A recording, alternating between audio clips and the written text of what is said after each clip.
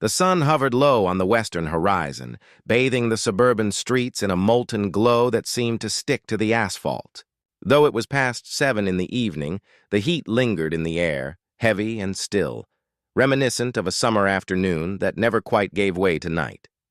Inside their driveway, the Parker family's sleek black SUV sat idling, its engine's muted hum barely audible over the drone of cicadas in the nearby trees. Mark Parker slid behind the wheel, brushing a bead of sweat from his temple.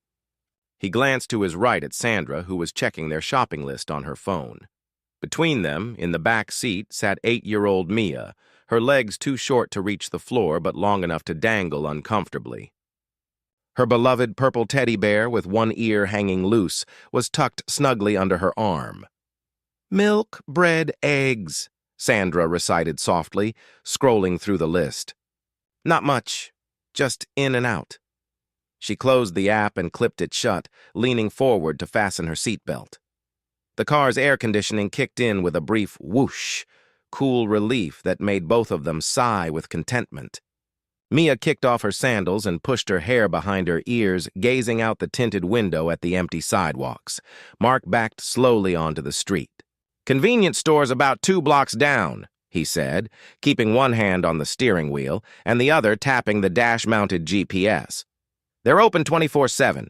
I figure we'll be back before the kids' show starts." A string of billboards and neon signs briefly flashed past, advertising pizza specials and tire rotations. They turned into the nearly deserted parking lot of Quick Stop and Go, its harsh fluorescent lights glaring onto cracked concrete. A lone security camera swiveled above the entrance, its lens glinting. Mark killed the engine. Mia settled back, closing her eyes as the last of the cool air swirled around her. Sandra unlatched her door. "Lock the doors," she reminded him, and he pressed the central lock button, the locks clicking shut in unison. What neither parent noticed was the faint hiss that had begun moments earlier, almost drowned out by the AC's initial blast of cold air. The SUV's air conditioning compressor, weakened by age and low coolant levels, had developed a tiny fissure in its refrigerant line. Each time the system engaged, a whisper of gas seeped into the cabin, an odorless, colorless tide that crept into every nook, undetectable to human senses but slowly building with each passing second. Mia stirred, her small frame warm despite the vestiges of forced air. She opened her eyes and glanced down at her chest. The seatbelt indicator glowed red. The buckled restraint felt tight against her summer dress. She tugged at the shoulder strap, hoping it would release, but it remained stubbornly latched. Impatient, she fidgeted in her booster seat, accidentally pressing the child lock switch on the door. The rear doors were now impervious to outside levers. Sandra reappeared, armful of paper bags and plastic cartons. "Got everything?" she called, setting the items on the hood. Mark nodded and began unloading the groceries. Mia craned her neck to watch him. Her teddy bear clutched more tightly as the cabin heat rose imperceptibly. The dashboard vents, though open, no longer felt cold. The compressor's slow leak had eroded their effectiveness. Mark closed the rear door and joined Sandra at the curb. "Let's make this quick," he said. Behind him, the locks flashed one final time, sealing Mia and the invisible danger within the sealed metal shell. Mia pressed her forehead against the glass, puzzled by her parents' sudden disappearance. She tapped lightly on the window, then louder, her small knuckles making a hollow thud. Inside the car, the cooling air continued to ebb, and the first tendrils of leaked refrigerant began to mingle with the recirculating cabin air. Unseen and unfelt by Mark and Sandra, the gas slipped quietly past door seals and weather stripping, turning the once comfortable sanctuary into a silent trap. And through the dim glow of the dashboard, Mia's wide eyes reflected her growing alarm. Her tiny voice, muffled against the glass, would soon be the only warning between her and the rising peril. Inside the sealed cabin, the temperature climbed swiftly. The once crisp blast of AC had dwindled to a mere whisper, and now the warm, stale air clung to Mia's skin like a damp blanket. She shifted restlessly in her booster seat, pressing her tiny palms against the cool vinyl of the door panel in a desperate bid for relief. Each inhale brought a slight metallic tang, not quite unpleasant but unsettling, and with every breath her head felt a little heavier, her vision a fraction blurrier. Mia's fists pounded on the tinted window, producing a hollow thud that echoed through the empty parking lot. "Mom! Dad!" she screamed, voice small but insistent, lips pressed against the glass. The convenience store's automatic doors whooshed open and closed beyond her view, but neither Sandra nor Mark emerged to answer her calls. Slowly, panic coiled in Mia's chest, knotting her stomach and turning her mouth dry. She tugged at her seatbelt, but the child lock had engaged the moment the doors clicked shut, trapping her inside. Outside, Sandra returned to the driver's side, groceries in hand, only to find the door stubbornly locked. "Mark?" she called, fumbling for her keys. He rounded the back of the SUV with 2 bags of milk and bread, glancing quizzically at the locked handle. "Strange," he muttered, jiggling it. "I locked it, but the alarm didn't chirp." He tried the passenger door. It too was sealed, the central lock light glowing red. Oblivious to the danger, they assumed Mia was still securely buckled in. Yet when they peered through the rear window, Sandra froze. There, pressed against the glass, was Mia's tear-streaked face, eyes wide with confusion and fear. "Mia!" Sandra gasped, patting the door in frantic circles. Mark pulled out his phone and dialed 911. His voice shook as he explained, "My daughter's locked in the car, and it's getting hot. Please hurry." Inside the cabin, Mia's sobs grew ragged. Her heart raced so loudly she thought the other passengers might hear it, if there were any. She pressed her cheek against the window, breath fogging the glass, and her small hand left a smear on the exterior as if reaching for her parents in a silent plea. The sun, now dipping beyond the store's awning, sent shafts of light through the rear windshield, magnifying the temperature until the air felt almost suffocating. Mark and Sandra worked in tandem. He circled back to the driver's door, yanking the handle once more, while she tried the child lock switches along the rear doors. Each attempt produced nothing but a mocking red flash of the lock indicator. Sandra's voice trembled. "Mia, can you hear us? Help is on the way!" She banged on the glass, but the sound that reached Mia inside was muted, distorted by the layers of metal and tinted film. Minutes stretched into an eternity. With each passing second, the SUV's interior became a crucible of rising heat and creeping gas, its deadly whisper unnoticed by the frantic parents. Mia pressed her forehead against her knees, shivering in terror despite the sweat on her brow. Outside, the convenience store's parking lot lights flickered to life, but no one else seemed to notice the little girl locked in silent peril. Only her cries, muffled yet urgent, pierced the night air, a lone sentinel warning of the unseen danger that tightened its grip with every breath. A soft rustle behind the convenience store drew Bandit's attention. The masked raccoon paused mid-scavenge, whiskers quivering as he tuned in on an unfamiliar sound, muffled sobs and the faint tap-tap of small fists. He patted cautiously from beneath the flickering trash bin light, paws silent on the cracked asphalt. The night air was cool, carrying the tang of spilled soda and stale popcorn, but beneath it all lay a strange, metallic note he couldn't quite place. Bandit crept closer to the source. The black SUV parked under a halo of sodium vapor lamps. He sniffed the rear tire, head swiveling as he detected the scent of synthetic rubber mixed with something sweeter, almost cloying. From inside the sealed cabin, Mia's cries became more insistent. His triangular ears flattened against his head. Instinct told him this was no ordinary lost cub calling for its mother. He bounded up the tire's sidewall and placed his nimble front paws on the door handle. The handle refused to budge, its smooth plastic mocking his grip. Bandit climbed higher, nimbly scaling the door's curve until he perched on the window ledge. Through the tinted glass, he saw the small figure of Mia hunched against the backrest, tears streaking down her cheeks. She pounded the window and called out again, her voice raw with fear. Bandit cocked his head, eyes narrowing in determination. He shifted his weight along the ledge until he discovered a shallow recess beneath the front passenger window, a small keypad embedded in the door pillar. Bandit's heart thumped as he realized this was the key to freeing the trapped child. He lowered one paw to the topmost button, its surface smooth and cool. With the cautious deliberation of a forager testing a new food source, he pressed down.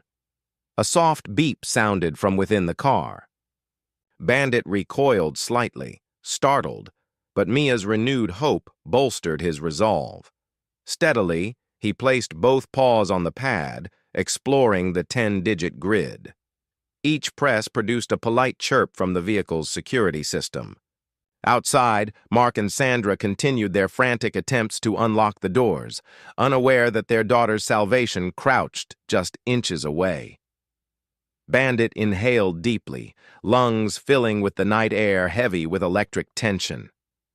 Mia's pleading eyes urged him onward, and so, paw by deliberate paw, he began his tentative trial-and-error dance across the keypad, driven by a singular purpose, to crack the code and rescue the tiny soul trapped within.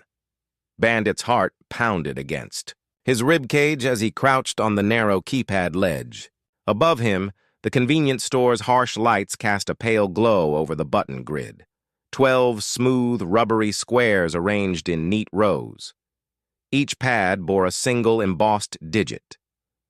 Through the glass, Mia pressed her small hands against the window, eyes wide with desperate hope. The raccoon flexed his forepaws, testing the first key. 5. His clawed tip grazed the surface, then pressed down. A soft electronic beep replied from inside the car. Bandit froze, his fur on end, then darted back to the number row. With surprising dexterity, he pivoted and jabbed 2. Another beep. The lock indicator light above the dashboard flickered from red to a brief amber, then returned to its locked glow. Outside, Mark and Sandra watched the SUV's locks in stunned silence. Sandra gasped when she saw the keypad springs depress one by one. Is that a raccoon?" she whispered, breathless. Mark leaned closer, shielding his eyes from glare, and frowned. "He's trying numbers," he murmured. Inside the cabin, Mia's chest heaved with tears and relief. Each beep masked the hiss of leaked gas, trapped and deadly, but in her ears it sounded like a lifeline. She shouted, "Keep going!" Her voice echoed faintly off the tinted glass. Bandit's whiskers twitched as he considered the next move. He repositioned his paws and pressed 7. A louder beep rang out, the lock light blinking amber twice. His eyes sparkled with cautious optimism. Still, the doors remained sealed. He hopped down, feet landing on the door handle momentarily, then bounded back to the pad. He tried 3 next. Another polite beep. 4 digits down, 6 to go. Sandra held her breath, tears in her eyes. Mark placed a hand on her shoulder. "He's not giving up," he said softly. "Neither will we." Bandit pressed 1, then 8, each time eliciting a single beep and a flicker of the indicator. On his 7th attempt, he paused, ears flicking toward Mia's flickering silhouette. Mia started banging on the window again. Encouraged, he lunged at the 6 pad, its surface yielding under his weight. A crisp, definitive click rang out, cutting through the night. The lock indicator shifted from red to steady green. Moments later, the driver's door made a soft pop as the latch sprang free. Bandit leapt back in surprise, whiskers trembling. Sandra flung open the door and swept Mia into her arms. Mark wrapped them both in a fierce hug as Mia coughed, gasping for the cool evening air. Bandit retreated into the shadows with a final, triumphant squeak, leaving behind a family saved and a legend born, proof that even the smallest bandit with persistence and heart can crack the code of danger and deliver hope. The instant the driver's door sprang open, A rush of cool night air swept through the SUV's cabin, carrying with it the acrid tang of refrigerant gas and the heavy warmth that had trapped Mia mere moments before. Sandra clutched her daughter to her chest, rocking her gently as tears streamed down both their faces. Mia's small shoulders heaved with relief-laced sobs, and Sandra pressed a kiss to her forehead. Outside, Mark knelt beside them, brushing grit from Mia's knees and loosening her straps. "You're okay," he whispered, voice trembling. "You're really okay." He lifted her into his arms, spinning around to hug Sandra in a circle of protection.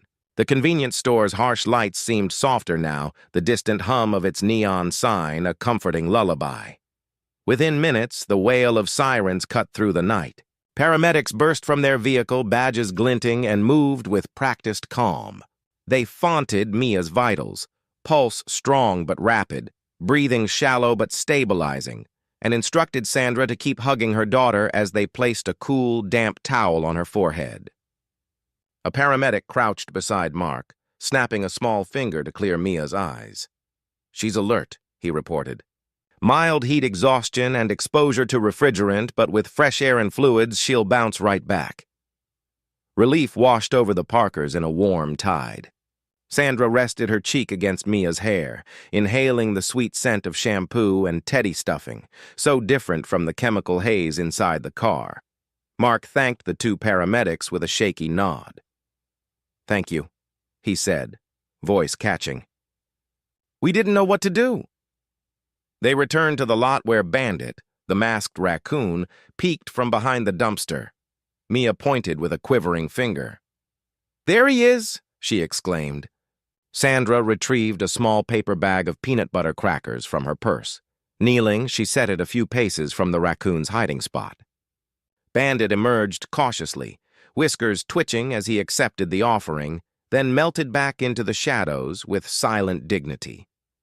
By the time the Parkers loaded into the ambulance for a precautionary hospital check, a small crowd had gathered. Neighbors and late-night shoppers stood at respectful distance, offering murmured congratulations and sympathetic smiles. A local reporter snapped photos, and someone live-streamed the scene. Hashtags like Tiny Bandit Hero and Dar Raccoon Rescue began to trend before the night was out. As the ambulance doors closed, Mark ruffled Mia's hair. "You did everything right, kiddo," he said softly. Mia squeezed her teddy bear and nodded sleepily. Outside, through the tinted windows, Bandit's silhouette disappeared into the night, leaving behind a family forever changed, and a legend that would grow with every retelling, the story of a tiny bandit whose paw-pressed persistence turned panic into gratitude and whose quiet courage saved a life. The Saturday after the harrowing rescue dawned cool and clear, the sky a flawless expanse of pale blue. Through the Parker family's living room window, Mia watched sunlight dance across the hardwood floor, chasing away shadows of the night before. Clutched in her lap was her purple teddy bear, now patched and gently perfumed with lavender, its single floppy ear a testament to every hug she'd given it during those tense moments. Downstairs, Mark and Sandra moved with quiet determination, each gesture precise and methodical. In the garage, Mark knelt beside the black SUV, hood raised. He examined the AC compressor's fractured line, flashlight in hand, tracing the path of the escaped refrigerant. Beside him stood the mechanic, replacing the faulty assembly with a modern leak-proof model. Every turn of the wrench felt holy, as though sealing the breach that had nearly cost their daughter's life. In the kitchen, Sandra unpacked the boxes of safety gear she'd ordered overnight.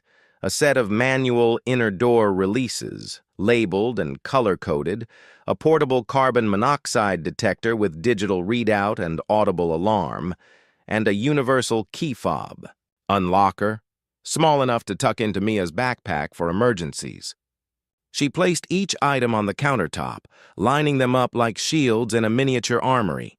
Each represented a promise, vigilance, preparedness, and the refusal to take a single breath for granted. Mia bounded down the stairs, Teddy in tow, and joined her parents by the SUV. She stared at the new compressor with wide, curious eyes. Mark crouched to her level and ruffled her hair. "See this?" he said. "This patch will keep the gas inside the cooling system where it belongs. No more leaks, no more danger." Sandra opened the passenger door and pointed to the shiny manual latch on the pillar. "And if you ever get stuck, just pull this lever. Got it?" Mia nodded solemnly, tracing the lever's outline with her fingertip. Later that morning, the Parkers hosted a small safety fair for their neighbors in the cul-de-sac. Sandra arranged folding tables beneath the maple tree, displaying their new detectors alongside pamphlets from the local fire department. Mark demonstrated how to test smoke and CO alarms, press, listen, and replace batteries twice a year. Neighbors asked questions about car leaks, child lock systems, and emergency escape tools. Mia stood beside her family, Teddy in hand, her face alight with the responsibility of a young ambassador.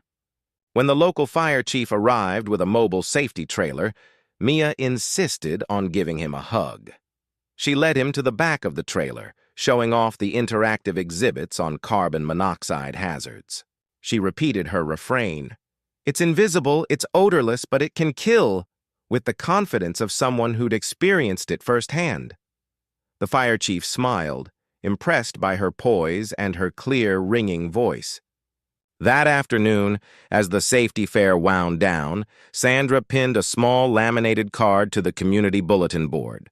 "Remember, check your AC lines, test your detectors, and always know your emergency exits."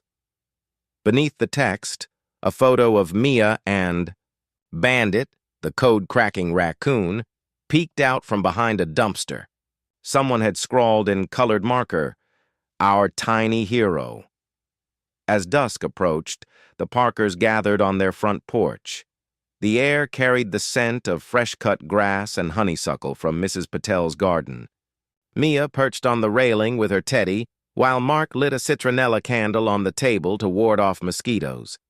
Sandra leaned back in her rocking chair, reflecting on the past 24 hours. Fear and relief had intertwined like threads in a tapestry, teaching them the fragility of every heartbeat and the power of small acts of courage. When the streetlight buzzed to life across the way, Mia pointed to the shadow play on the fence. "Look," she whispered. "There he is."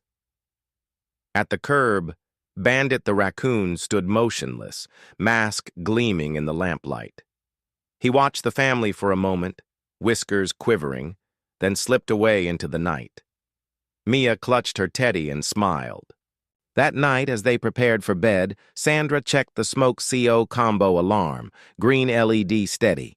Mark tested the portable detector's button. Its red light pulsed twice, and a soft beep confirmed its readiness. Mia climbed into bed, Teddy tucked under her arm, and reached for the manual escape tool clipped to her bedside shelf. "Just in case," she murmured, before drifting off to sleep. In the morning, the Parker home radiated with the knowledge that safety was a daily practice, not a one-time fix. Each detector, each lever, and each memory of that smoky haze served as a reminder. Vigilance is a legacy passed from parent to child, and sometimes the smallest heroes, masked, nimble, and unexpected, are the ones who show us how precious every breath truly is. The seasons turned, leaves falling to amber carpets and then giving way to fresh green. Yet the legend of Bandit the raccoon remained as vivid in the Parker household as the day he cracked the code. Every morning, Mia crept down the stairs clutching her patched purple teddy bear, pausing at the front window to look for her masked friend. Though she rarely caught more than a flicker of movement in the bushes, the thought of Bandit watching over them filled her with confidence. At breakfast, she and her parents recounted the night's events in exacting detail, how a single paw press at the 6 button had swung fate back in their favor, and each telling reinforced their vigilance and gratitude. In the months that followed, the Parkers became active voices in the Neighborhood Safety Coalition. Mark convened quarterly car care workshops in the community center, demonstrating how to inspect refrigerant lines, replace coolant seals, and identify early signs of AC failure. Sandra worked with the local PTA to distribute child safety door unlock kits and carbon monoxide detectors to families with young children. Mia even spoke at the final assembly of her elementary school year, sharing her story and urging classmates to know their emergency exits. Her presentation, delivered with the poise of a seasoned advocate, drew applause and tears alike. Meanwhile, Bandit's fame spread beyond Maple Street. A local wildlife photographer captured his nocturnal silhouette poking at a keypad. That photograph graced the front page of the community newspaper under the headline, "Masked Guardian."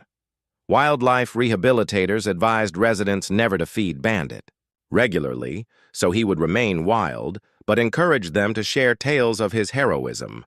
On social media, the hashtag #TinyBanditHero lived on, accompanied by sketches of raccoon footprints overlaid with cartoon keypads and heart emojis. Bandit himself, indifferent to his stardom, continued his twilight patrols, pausing only to sniff at the Parker front gate before slipping back into the shadows. In early spring, the Parkers organized a small Bandit benefit fundraiser to support their town's volunteer fire department. Neighbors brought baked goods and handcrafted raccoon ornaments. Mia manned a lemonade stand in a t-shirt printed with Bandit's mask. As the sun set over the town green, the crowd gathered to hear Chief Ramirez laud the little hero's impact. One small act by the unlikeliest guardian reminded us that bravery knows no size and that community safety is everyone's responsibility.